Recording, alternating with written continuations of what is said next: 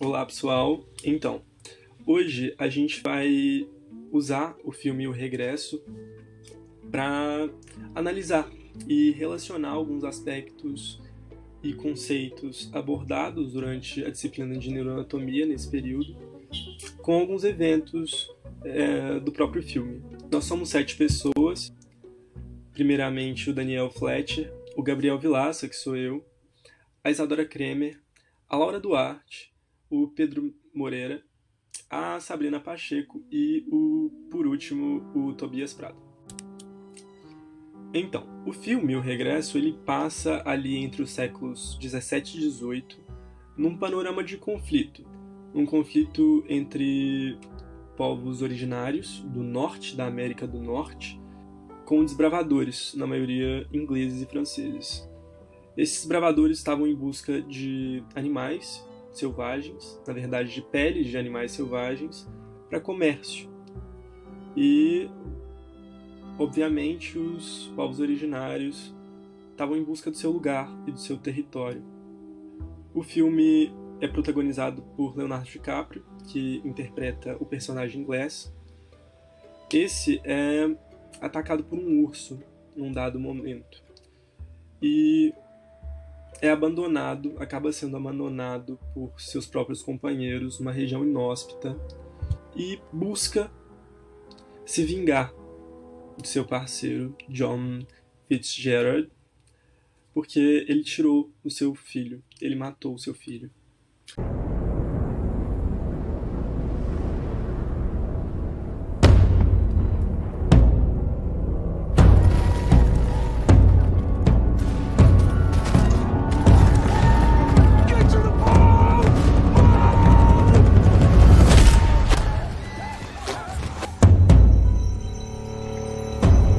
The safe thing to do is track a new course back up on land. Then what we gonna do? Sit out there like a bunch of goddamn ducks? You and your half-breed son get to walk on out? I'm talking to you.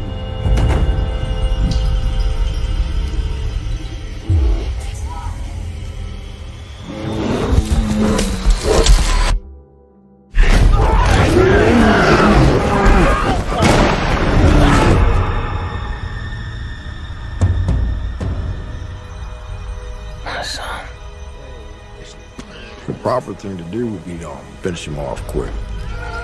He's to be cared for as long as necessary. I understand. Get away! Help!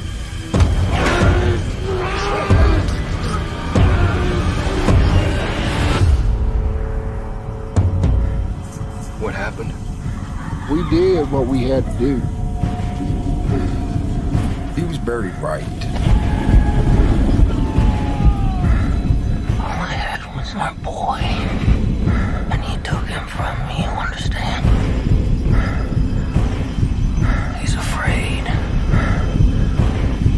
He knows how far I came to find him.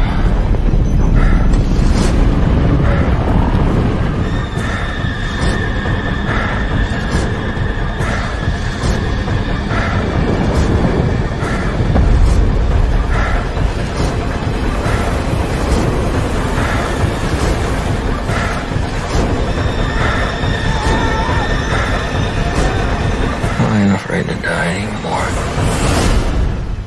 I've done it already.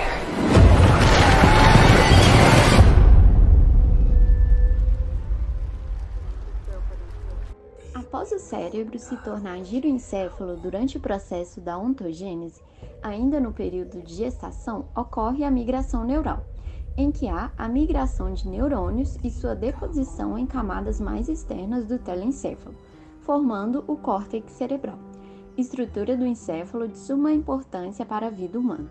Quando há problema nessa migração, pode ser que ocorra formações de foco epilético. Assim, a diferenciação e maturação dos neurônios inicia-se no período de gestação, com uma alta taxa de neurogênese e continua no período pós-natal. Importante lembrar que a neurogênese pode ser inibida em casos de gestantes que fazem consumo de bebidas alcoólicas ou que contraíram vírus específicos, como o Zika vírus. Durante o desenvolvimento, as crianças possuem um número significativo de sinapses, sendo a maioria sinapses não efetivas. Ao longo da vida e por meio de experiências, as sinapses tornam-se efetivas por meio da poda sináptica, chamada de apoptose. O mesmo ocorre em nossa vida adulta quando não há uso ou estímulos de determinadas conexões sinápticas, havendo assim a poda. Contudo, quanto mais ativo intelectualmente o indivíduo se mantiver, menos sinapses serão perdidas ao longo da vida, mantendo uma mente saudável. É necessário destacar também que a vivência em ambientes enriquecidos, ricos em estímulos, induz a secreção de fatores neurotróficos, que levam ao aparecimento de circuitos e de ligações neuronais mais ricas e intrincadas. A isso damos o nome de neuroplasticidade, sendo o glutamato uma substância fundamental nesse processo. No desenvolvimento do sistema nervoso, as células nervosas especializam-se conforme sua função, conexões e região de ação. Podemos destacar os tipos de neurônios como unipolar, bipolar, pseudo-unipolar e multipolar. As sinapses químicas ocorrem por meio do potencial de ação.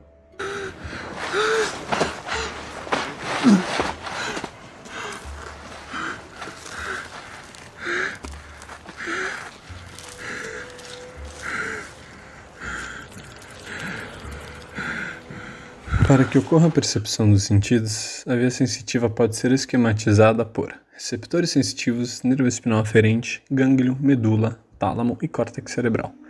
Na cena apresentada, o personagem sente sangue na neve pelo tato, para saber se estava fresco ou não. Portanto, o que ocorreu no corpo dele nesse momento foi: os receptores sensitivos da pele captaram a informação necessária, que por meio do impulso elétrico desencadeado pelo potencial de ação foi transmitida ao gânglio espinhal por meio de feixes de axônios, a que denominamos nervos, passando pelo neurônio sensitivo pseudo-unipolar, célula típica do sistema nervoso periférico sensitivo, em que a informação é passada sem que haja necessidade de atravessar o corpo celular. Depois disso, há a conexão dentro da medula, na parte de substância cinzenta, com o neurônio de segunda ordem, levando a informação até a substância branca que subirá pelo trato espinotalâmico. No tálamo existem núcleos que são importantes na função de processamento de informações sensoriais e que irão repassar para áreas especializadas do córtex cerebral. Já no córtex, a informação chega nas camadas granulares da área somatosensorial primária, correspondente ao giro pós-central, sendo devidamente processada. Desse modo, Glass, o personagem, consegue interpretar a informação do sangue seco vinda do tato para dar continuidade ao caminho que precisa percorrer na história. Já os outros sentidos podem fazer um caminho diferente para chegar ao córtex, onde a informação será processada. Por exemplo, a informação da olfação passa pelo nervo craniano olfatório, sendo que as vias olfatórias são as únicas que não passam pelo tálamo, enquanto a informação gustatória passa pelos nervos facial, vago, glossofaríngeo, que se relacionam com o núcleo facial, núcleo salivatório superior e núcleo do trato solitário, presentes no tronco encefálico. Já a audição passa pelo nervo vestíbulo coclear, que se conecta com os núcleos cocleares e com os núcleos vestibulares.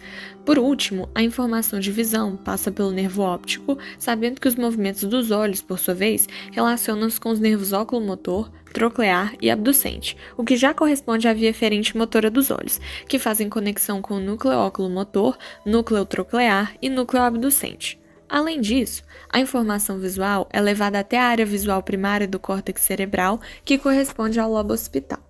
Assim, todas essas informações sensitivas acabam por chegar no córtex cerebral através da área somatosensorial primária, giro pós-central, sendo processadas pelas áreas de associação unimodais, áreas secundárias, e, por fim, integram todas as informações nas áreas de associação supramodais, áreas terciárias. Parte motora, vias eferentes. Nesse contexto, também é do córtex cerebral que saem os comandos da parte motora do corpo, tal qual representado em diversas cenas do filme.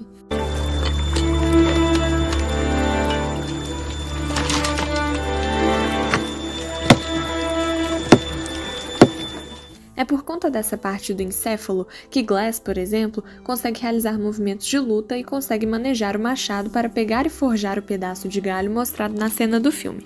Assim, além do processamento da informação sensitiva mencionada anteriormente, as áreas secundárias são responsáveis pelo planejamento do movimento antes da sua execução.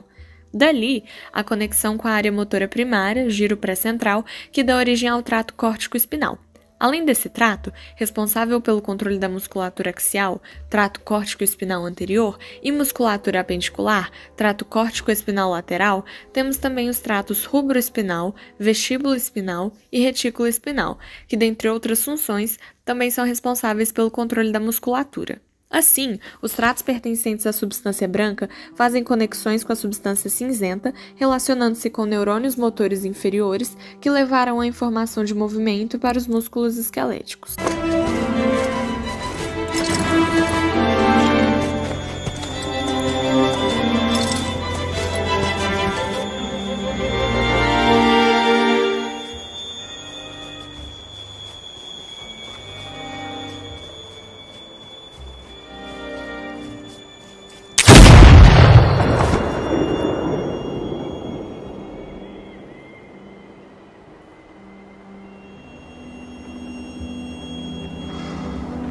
Além disso, relacionando a parte motora, temos também os movimentos finos, que exigem uma estrutura mais específica, chamada cerebelo. Essa estrutura, localizada na parte posterior ao tronco encefálico, processa informações excitatórias e informações inibitórias no córtex cerebelar, substância cinzenta mais externa no cerebelo, e nos núcleos cerebelares. Sendo assim, as informações que saem do cerebelo são o resultado desse processamento. Na cena apresentada, Fitzgerald faz um movimento minucioso ao mirar sua arma no alvo distante, que no caso era Glass em cima do cavalo, controlando delicadamente seu movimento e equilíbrio a fim de que acerte o alvo. Logo, há destaque para os mecanismos do cerebelo vestibular, responsável pela manutenção do equilíbrio e coordenação de movimentos oculares e da cabeça, cerebelo espinal, que possui referências importantes para o ajuste de precisão dos movimentos, postura e equilíbrio, e cerebelo cortical, importante no planejamento motor e coordenação motora fina. Falando sobre sentidos alertas, atenção e sobrevivência, o filme apresenta diversas situações em que Glass precisa estar extremamente atento em situações de quase morte. Numa das primeiras cenas, Glass e seus companheiros se encontram numa situação de perigo iminente, em que todos os sentidos estão aguçados e alertas, gerando medo em seus companheiros. Em outra cena do filme, Glass precisa escapar logo após seu sono de homens que o caçavam, chegando a escapar rapidamente a cavalo. Em outro momento, Glass entra numa briga com Fitzgerald em busca de vingança, correndo atrás do ex-companheiro e tendo que procurá-lo com os sentidos também em alerta. Enfim, todas essas cenas têm algo em comum: a ativação do sistema nervoso autônomo simpático. Primeiramente, é necessário destacar que quem controla o sistema nervoso autônomo é o hipotálamo, centro integrativo para a manutenção da homeostase, possuindo referências para o controle visceral do corpo humano. Assim, o sistema nervoso autônomo simpático é ativado no que chamamos de síndrome de emergência, situações que exigem mobilização de reservas e gasto de energia para que o indivíduo garanta sua integridade. Logo, há a ativação simpática da medula que leva à liberação de adrenalina na corrente sanguínea, provocando uma ação generalizada nas estruturas atingidas pelo simpático. Algumas das reações envolvidas no tronco simpático podem ser aceleração do coração, dilatação dos brônquios, aumento da frequência cardíaca, midríase e relaxamento da bexiga urinária. Esse último quase ocorreu na cena em que cobraram o rapaz sobre como Glass estava vivo, sendo que ele supostamente o enterrou, e o rapaz ficou com medo, gaguejando no chão. No simpático, a maior parte dos neurônios pós-ganglionares são adrenérgicos, ou seja, tem a noradrenalina como substância neurotransmissora. Essa mesma substância é encontrada nos neurônios monoaminérgicos que predominam na formação reticular, formando o sistema noradrenérgico de projeção difusa, ou seja, poucos neurônios que influenciam uma quantidade enorme de neurônios no encéfalo. Esse sistema é importante, entre muitas funções, no alerta e na atenção, tão requisitadas de Glass em diversos momentos da história. Outro sistema também envolvido na formação reticular é o sistema serotonérgico, que auxilia, entre outras funções, na impulsividade, agressividade e motivação, vistos no comportamento de Glass pela sua sede de vingança pelo filho que foi assassinado por Fitzgerald. Tanto o sistema noradrenérgico quanto o sistema serotonérgico, juntamente a neurônios com endorfinas, que possuem ação analgésica, atuam no sistema de inibição de dor, ativadas em situações de estresse. Isso explica como Glass conseguiu reagir ao ataque do urso, situação de extremo estresse, mesmo após ter partes de seu corpo dilaceradas pelo animal, continuando a rastejar e se defender do ataque. Além disso, o sistema serotonérgico também é responsável pela termorregulação, como mecanismo de tremor de frio, que ocorre numa tentativa de manutenção do calor do corpo em ambientes frios. Por isso, Glass, que tremia de frio, escolheu para sua sobrevivência entrar na carcaça do cavalo morto pelo acidente ocorrido para que se protegesse no frio e que seus tremores cessassem.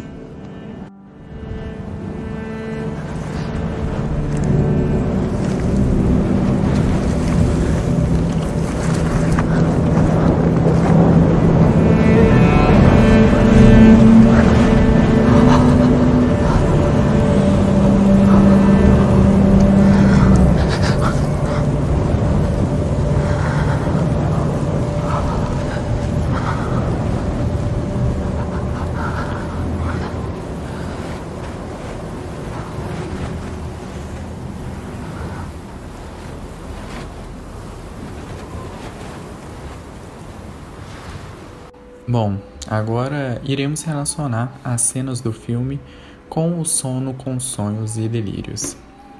Nesse contexto de sistemas da formação reticular, essa mesma estrutura também é responsável por um dos mais importantes mecanismos de regulação do corpo humano, o controle do ciclo sono-vigília.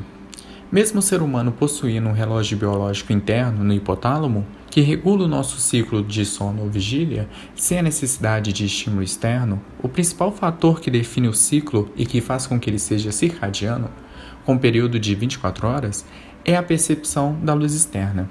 O estímulo aferente de luz chega e é recebida pelas células ganglionares fotorreceptoras e enviada ao núcleo supraquiasmático, situado acima do quiasma óptico, e responsável por produzir os efeitos do ciclo circadiano por meio dos sistemas efetores. No período de luz, vigília, o núcleo aumentará a frequência de ativação, e no período sono, escuro, diminuirá, para que o estado de vigília seja mantido. Entretanto, é necessária a atuação da formação reticular, mais especificamente o sistema ativador reticular ascendente, SARA, que, através das conexões da formação reticular com os núcleos específicos do tálamo, regula e modifica os potenciais elétricos, acionando no córtex cerebral, gerando ativação cortical e, consequentemente, a preservação do estado de vigília. Com o anoitecer, o estímulo de luz se reduz e gradativamente o núcleo supraquiasmático diminui sua atuação. Dessa forma, chegamos ao início do sono, e o principal indutor dele é o núcleo do trato solidário que se localiza no bulbo. Após adormecermos, entramos no sono N-REM, que seria o não REM, que é dividido em 4 fases. Na fase 1, ocorre a transição do estado de vigília para o sono, com alguns movimentos musculares. Já na fase 2, inicia uma sincronização das ondas do tálamo e do córtex cerebral, resultando no relaxamento muscular, na diminuição da frequência respiratória e da temperatura corporal. Nas últimas 2 fases, segue o processo. Há uma sincronização tálamo-cortical ainda maior e, da mesma forma, os seus efeitos também são mais intensos, mesmo sendo os mesmos. O fator fundamental para que esse fenômeno ocorra é a mudança nas ondas elétricas cerebrais, que, enquanto de dia são de baixas amplitude e de alta frequência, ao longo das fases do sono vai se tornando de alta amplitude e baixa frequência, diminuindo os estímulos do córtex cerebral.